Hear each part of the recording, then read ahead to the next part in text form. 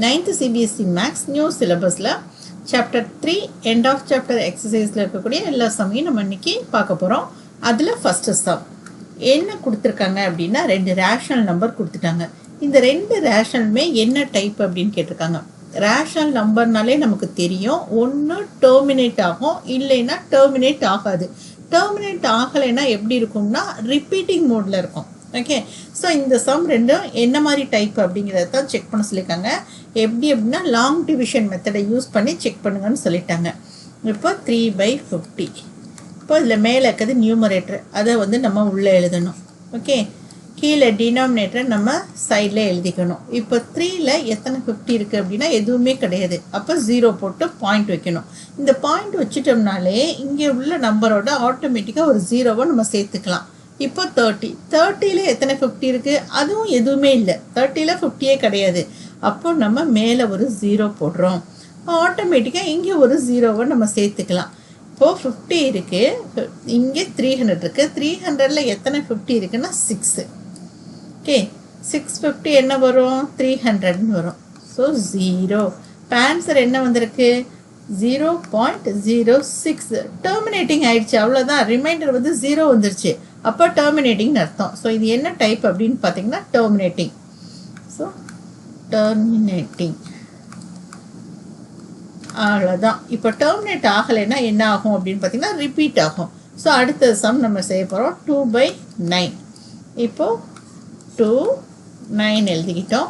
2ல் எத்தனை 9 இருக்குது அப்படின்னா கிடையாது. அப்போ 0 போட்டுட்டு பாயிண்ட் வச்சுக்கிட்டோம். பாயிண்ட் வச்சோம்னால இங்கே ஒரு 0 சேர்த்துக்குவோம். இப்போ 20ல் எத்தனை 9 இருக்குன்னா 2 9s are 18. ஸோ 18. அப்போ ரிமைண்டர் எவ்வளோ இருக்குது? 2. இப்போ ஆட்டோமேட்டிக்காக இங்கே பாயிண்ட் வச்சுருக்கோம் இல்லையா, அதனால ஆட்டோமேட்டிக்காக ஒரு 0 சேர்ந்துடும் ரிமைண்டர் கூட. அப்போ 20ல் எத்தனை 9 இருக்குது அப்படின்னு மறுபடியும் 2 தான். 2 9s are 18. மறுபடியும் 2. ஸோ இந்த ப்ராசஸ் போய்கிட்டே இருக்கும். அப்போது நம்ம இதை எப்படி எழுதலாம் அப்படின்னா இந்த ரேஷனல் நம்பர் நான் டெர்மினேட்டிங், முடிவே கிடையாது, போய்கிட்டே இருக்கும். ஓகே, நான் டெர்மினேட்டிங் அண்ட் ரிப்பீட்டிங். என்னவாகுது? ரிப்பீட் ஆகிட்டே இருக்குது. என்ன இது ரிப்பீட் ஆகுது அப்படின்னு நம்ம பார்த்தோன்னா 0.222 போய்கிட்டே இருக்குமா. இப்போ இப்படி எழுதினாலும் ஓகே, 0.2 போட்டுட்டு மேலே ஒரு பார் போட்டாலும் ஓகே தான். பார்னா என்ன அர்த்தம்னா ரிப்பீட் ஆகிக்கிட்டே இருக்குன்னு அர்த்தம். ஸோ அவ்வளோதான். ஃபஸ்ட்டு சம் நம்ம ஈஸியாக செஞ்சிட்டோம். ரேஷனல் நம்பர்ஸ் சொன்னாலே 2 டைப்பு தாங்க. ஒன்று டெர்மினேட் ஆகிடும், இன்னொன்று டெர்மினேட் ஆகாது, நான் டெர்மினேட்டிங்காக இருக்கும். ஆனால் என்ன ஆகும்னா ரிப்பீட் ஆகிக்கிட்டே இருக்கும். ஸோ அவ்வளோதான். ஃபஸ்ட்டு சம் முடிச்சோம். இப்போ செகண்ட் சம் எப்படி ஈஸியாக செய்யறதுன்றதை நம்ம பார்க்கலாம். இப்போது செகண்ட் சம் பாருங்கள். Prove that √5 is an irrational நம்பர்னு சொல்லிட்டாங்க. நிறைய குழந்தைங்களுக்கு இந்த கொஸ்டின் புரியாது, ஆனால் அந்த கொஸ்டின் ரொம்ப இம்பார்ட்டண்ட், ரொம்ப ஈஸியான சம்மும் கூட. ஓகே, இப்போ பாருங்கள், இதை நம்ம எப்படி ஈஸியாக படிக்க போகிறோம்னு சொல்லிட்டு √5 irrational நம்ம ப்ரூவ் பண்ணோம்னா ஃபஸ்ட்டு நம்ம என்ன பண்ண போகிறோம்னா √5 ரேஷனல்னு சொல்லி அஷ்யூம் பண்ண போகிறோம். ஏன் நம்ம ரேஷனல்னு அஷ்யூம் பண்ணுறோம் அப்படின்னா நம்பர் சிஸ்டமில் ரியல் நம்பர் தான் இருக்கிறதுலே பெரிய நம்பர், அதில் தான் எல்லா நம்பர்ஸுமே இருக்கும். இப்போது இதை 2 டைப்பு ரியல் நம்பர்ன்றது 2 டைப்பாக நம்ம சொல்லலாம். அப்போ ரியல் நம்பரில் என்னெல்லாம் நம்பர்ஸ் இருக்குன்னா ஒன்று ரேஷனல், இன்னொன்று இர்ரேஷனல். ஓகே, இதுதான் அதோட 2 டைப்ஸு. இப்போது √5 நம்ம இர்ரேஷனல் சொல்லி ப்ரூவ் பண்ண சொல்லியிருக்காங்க. நம்ம என்ன பண்ணியிருக்கோம்? ரேஷனல் சொல்லி அஷ்யூம் பண்ணுறோம். சப்போஸ் இது ரேஷனல் இல்லைப்பா, நாங்கள் அஷ்யூம் பண்ண தப்புனா ஆட்டோமேட்டிக்காக இந்த நம்பரை இர்ரேஷனல் சொல்லிடலாம். ஏன்னா ரியல் நம்பர்ன்றது ரேஷனல் அண்ட் இர்ரேஷனல் ரெண்டும் சேர்ந்தது தான். ரேஷனல் இல்லைன்னா அது ஆட்டோமேட்டிக்காக இர்ரேஷனல்னு சொல்லி நம்ம சொல்லிடலாம். ஸோ அதனால தான் நம்ம ரேஷனல் சொல்லி அஷ்யூம் பண்ணிக்கிறோம். ஓகே, ஒவ்வொரு ஸ்டெப் பை ஸ்டெப்பாக நீங்கள் புரிஞ்சு படிச்சிங்கன்னா இந்த சம் ரொம்ப ஈஸி. இப்போ நம்மளா அஷ்யூம் பண்ணியிருக்கோம் என்னன்னு சொல்லிட்டு √5 ஒரு ரேஷனல் நம்பர்னு அஷ்யூம் பண்ணிட்டோம். ரேஷனல் நம்பர்னா என்ன கண்டிஷன் அப்படின்னு பார்த்தீங்கன்னா P/Q ஃபார்மில் இருக்கணும். அப்போ √5 இஸ் ஈக்குவல் டு P/Q. இப்போ இதில் ரேஷனல் நம்பருக்கு இன்னொரு கண்டிஷன் என்ன? Q is not equal to 0வாக இருக்கணும். அதே மாதிரி P and R Q இருக்கு இல்லையா, P and Q இந்த 2 நம்பரும் எப்படி இருக்கணும்னா கோ ப்ரைம் நம்பராக இருக்கணும். கோ ப்ரைம் நம்பர்னா என்ன? ஒன்று நீங்கள் அர்த்தம் தெரிஞ்சு படிச்சிங்கன்னா ரொம்ப ஈஸி. கோ ப்ரைம் நம்பர்னா என்னென்னா இப்போ 2/3ன்னு வச்சுக்கோங்களேன். இதுதான் கோ ப்ரைம் நம்பர். இது எப்படி எதுக்குனாலும் அப்படி சொல்கிறோன்னா இப்போ 2வோட ஃபேக்டர்ஸ் என்னன்னு கேட்டிங்கன்னா 2 × 1, 3யோட ஃபேக்டர்ஸ் என்னன்னு கேட்டிங்கன்னா 3 × 1, அப்போது இந்த கோப்ரைம் நம்பரில் காமன் ஃபேக்டர்ன்றது இந்த 1 தான். வேறு ஏதாவது ஒரு நம்பர் காமன் ஃபேக்டராக வந்துச்சுன்னா இது வந்து கோப்ரைம் நம்பர்னு நம்ம சொல்ல முடியாது. ஸோ அப்போ நம்ம ரேஷனல் நம்பர் இல்லைன்னு சொல்லி ப்ரூவ் பண்ணிடலாம். ரேஷனல் நம்பர்னால் நமக்கு இந்த P/Q எப்படி இருக்கணும், அந்த சிம்பிளஸ்ட் ஃபார்ம் வந்து எப்போவுமே கோப்ரைம் நம்பராக இருக்கணும். இப்போ கான்செப்ட் புரிஞ்சிச்சா? சப்போஸ் இந்த P அண்ட் Qக்கு இடையில காமன் ஃபேக்டர் இருந்துச்சுன்னா ஆட்டோமேட்டிக்காக √5 நம்ம இர்ரேஷனல் சொல்லி ப்ரூவ் பண்ணிடுறோம். இப்போ இந்த கான்செப்டை வச்சு தான் நம்ம ப்ரூவ் பண்ண போகிறோம். ஓகே, இப்போ நம்ம என்ன பண்ண போகிறோம்னா இந்த 2 சைடுமே நம்ம ஸ்கொயரிங் பண்ண போகிறோம். So squaring on both sides. இந்த சம் ரொம்ப ஈஸி, ஸ்டெப் பை ஸ்டெப்பாக புரிஞ்சு பாருங்க. இப்போது 2 சைடும் ஸ்கொயரிங் பண்ணும்போது இதை ஸ்கொயர் பண்ணுறோம். அதே மாதிரி P/Qன்னு எழுதிட்டு இந்த ஹோல் ப்ராக்கெட் இப்படி போட்டு ஸ்கொயர் பண்ணுங்கள். Pக்கு மட்டும் ஸ்கொயர் பண்ணிடாதீங்க, அது தப்பாயிடும். ஸோ P/Qக்கு ஹோல் ப்ராக்கெட் போட்டு பண்ணுங்கள்.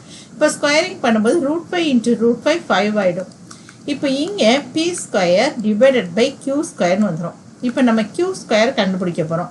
அப்போ Q² is equal to P² divided by 5. Okay, இதை ஈக்குவேஷன் 1ன்னு நம்ம வச்சுக்கலாம். இப்போது இதில் இருந்து பாருங்கள், இப்போ ஒரு நம்பர், அதாவது P² டிவைடட் பை 5னா என்ன அர்த்தம்? Pன்றது என்ன நம்பர்னு தெரியாது, ஒரு நம்பரோட ஸ்கொயரை நம்ம 5ஆல் டிவைட் பண்ணுறோம். ஓகே, இப்போ ஃபார் எக்ஸாம்பிள் 5ஆல் டிவைட் பண்ணால் என்ன முடிகிறது வந்து 5ல் முடியும், இல்லாட்டி 0ல் முடியும். இப்போ P² டிவைடட் பை 5னும் போது கண்டிப்பாக 5ல் முடிகிற மாதிரி தான் ஒரு நம்பர் இருக்கும். ஃபார் எக்ஸாம்பிளுக்கு இப்போது 15² இருக்கலாம், இல்லைன்னா 25² இருக்கலாம். அப்போது நமக்கு 15² 225ன்னு வச்சுக்கோங்களேன். இப்போ இந்த 225 5ஆல் டிவைட் பண்ண முடியுதுன்னா கண்டிப்பாக இந்த 15ஐயும் நம்ம 5ஆல் டிவைட் பண்ணலாம். அப்போது நம்ம இதை எப்படி எழுதலாம் அப்படின்னா, இப்போ இந்த ஈக்குவேஷன்லேருந்து P² டிவைடட் பை 5னா therefore P டிவைடட் பை 5. அப்போ Pயையும் நம்ம 5ஆல் டிவைட் பண்ணலாம். எப்போவுமே ஒரு நம்பரை டிவைட் பண்ணுறப்போ ஃபார் எக்ஸாம்பிள் 10/5ன்னு வச்சுக்கோங்க, அடித்து கொடுத்தா 2ன்னு கிடைக்கிது. இப்போது நமக்கு 10ன்றது நம்பர் என்ன நம்பர்னு தெரியாது, அதுக்கு பதில் நம்ம Pன்னு லெட்டரில் ரெப்ரசன்ட் பண்ணியிருக்கோம். அப்போ ரிமைண்டர் கிடைக்கிறதும் நமக்கு என்னன்னு தெரியாது. அப்படி இது ரிமைண்டரில் கோஷன்ட் 10/5 இஸ் ஈக்குவல் டு 2. அப்போ ஏதோ ஒரு நம்பர் கிடைக்கும்ல, P/5 அடித்து கொடுத்தா ஏதோ ஒரு நம்பர் கிடைக்கும். நமக்கு மேலே இருக்கிறது Pன்னு நம்ம ரெப்ரசன்ட் பண்ணதுனால இப்போ கிடைக்கிற ஆன்சரை வந்து நம்ம Rன்னு வச்சுக்கிறோம். ஏன்னா என்னன்னு தெரியாது இல்லையா, நமக்கு Pங்கிறது என்ன நம்பர்னு தெரியாது, அதனால் கிடைக்கிற ஆன்சரும் என்ன நம்பர்னு தெரியாது, அதனால் நம்ம Rன்னு வச்சுக்கிறோம். இப்போ இதிலேருந்து P is equal to 5 × R. அப்போ நம்ம இப்போ என்ன கண்டுபிடிக்கிறோம், P கண்டுபிடிக்க போகிறோம், Q கண்டுபிடிக்க போகிறோம். இப்போ Pங்கிற நம்பரில் 5ங்கிறது ஒரு ஃபேக்டர்னு கண்டுபிடிச்சிட்டோம். Pங்கிறது 5ஓட ஒரு மல்டிபிள். அப்போ கிடைக்கிற ஆன்சர் இந்த R வந்து என்ன வேணாலும் இருக்கலாம், 1ஆக இருக்கலாம், 2ஆக இருக்கலாம், 3ஆக இருக்கலாம், ஆனால் 5ன்றது கான்ஸ்டன்ட்டு. இப்போ இதே இது Qக்கு நம்ம கண்டுபிடிக்கும் போது Qவோட ஆன்சர்லையும் இந்த ஃபேக்டர் 5ன்னு வந்துச்சுன்னா இது 2 கடையில் காமன் ஃபேக்டர் 5 இருக்குன்னு நம்ம கொண்டு வந்துடலாம். ஸோ எப்படி கண்டுபிடிக்கிறோன்னு பாருங்கள். இப்போ Pயோட வேல்யூ நமக்கு தெரிஞ்சிருச்சு. அப்போ என்னது, P is equal to 5R.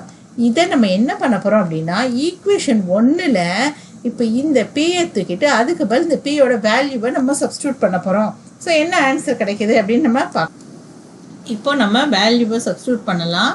இப்போ Q² is equal to P² divided by 5. இதுதானே ஈக்குவேஷன் 1. இப்போ இதில் இந்த Pன்னு இருக்கிற இடத்துல Pயை தூக்கிட்டு அதுக்கு பதில் இந்த வேல்யூவை சப்ஸ்டியூட் பண்ண போகிறோம். அப்போ Q² is equal to P இருக்கிற இடத்துல என்னன்னு போட போகிறோம், 5Rன்னு போட போகிறோம்.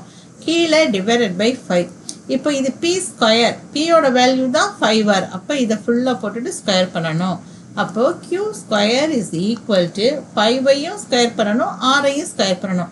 5 ஸ்கொயர் பண்ணால் 25, R ஸ்கொயர் பண்ணால் R² டிவைடட் பை 5. இப்போ நம்ம அடித்து கொடுக்கலாம், அடித்து கொடுத்தா 5. ஓகே, இப்போ என்னன்னு கிடச்சிருக்கு, Q² is equal to 5R² சொல்லி கிடச்சிருக்கு.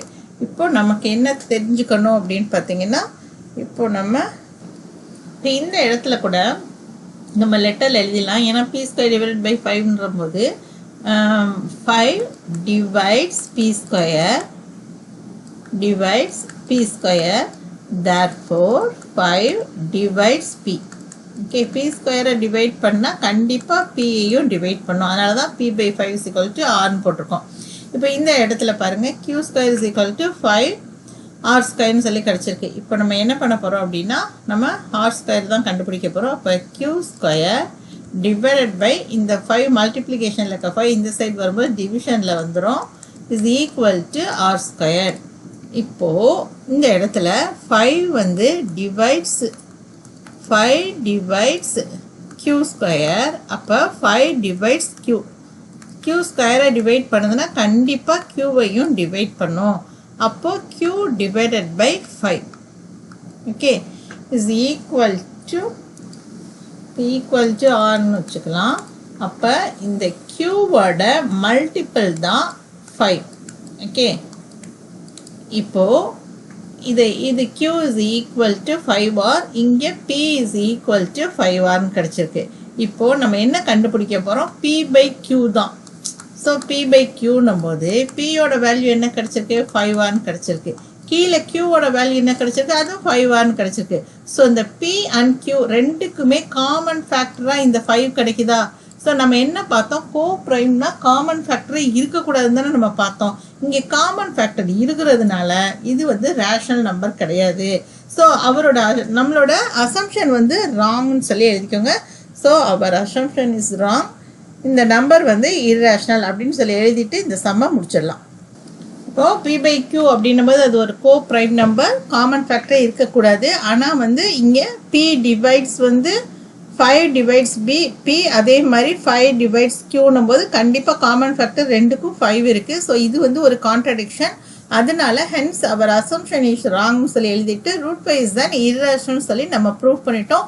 இது ரொம்ப ரொம்ப ரொம்ப ரொம்ப இம்பார்ட்டன்ட் சம். 10th இப்போ படிச்சுட்டு இருக்காங்க. ஸோ உங்களுக்கு 9th வந்திருக்கனால கண்டிப்பாக எக்ஸாமுக்கு வரக்கூடிய கொஸ்டினில் இதையும் நீங்கள் எடுத்துக்கலாம். ஸோ ஒவ்வொரு லைன் பை லைன் நீங்கள் புரிஞ்சு படிச்சிங்கன்னா இந்த சம் அவ்வளோ ஒரு ஈஸியான சம், அதே மாதிரி இன்ட்ரெஸ்டிங்கான சம்மும் கூட. ஓகே, இப்போ நம்ம தேர்ட் சம் எப்படி ஈஸியாக செய்கிறதுன்னு பார்க்கலாம். அதுக்கும் முன்னால் உங்களில் யாருக்காவது ஆன்லைனில் மேத்ஸ் டியூஷன் வேணும், சயின்ஸ் டியூஷன் வேணும் அப்படின்னு ஃபீல் பண்ணிங்கன்னா இந்த நம்பருக்கு காண்டாக்ட் பண்ணி நீங்கள் ஜாயின் பண்ணிக்கலாம். 9843791603 இதுதான் ஃபோன் நம்பர். இதில் காண்டாக்ட் பண்ணி நீங்கள் ஜாயின் பண்ணிக்கோங்க. பேரண்ட்ஸ் யாராவது இந்த வீடியோ வாட்ச் பண்ணிங்கன்னா இப்போ சில பேர் ஃபீல் பண்ணலாம், என் பொண்ணு வந்து ஒரு நாள் கூட பாஸ் மார்க்கே எடுத்தது கிடையாதுங்க, மேக்ஸ்னாலே அலர்ஜி அப்படின்னு நினைக்கிறவங்க 1-to-1 கிளாஸ் கூட நீங்கள் ஜாயின் பண்ணிக்கலாம். ஓகே, இப்போ நம்ம தேர்ட் சம் எப்படி செய்யறதுன்றதை நம்ம பார்க்கலாம்.